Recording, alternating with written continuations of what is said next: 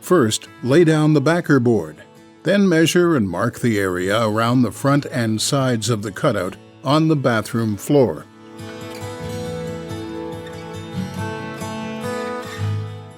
Use the drain body as a guide.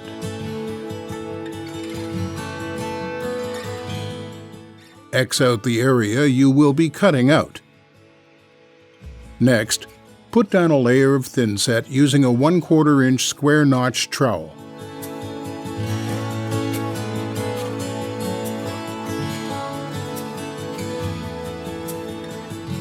Then, place the cut backer board down and secure with manufacturer recommended fasteners.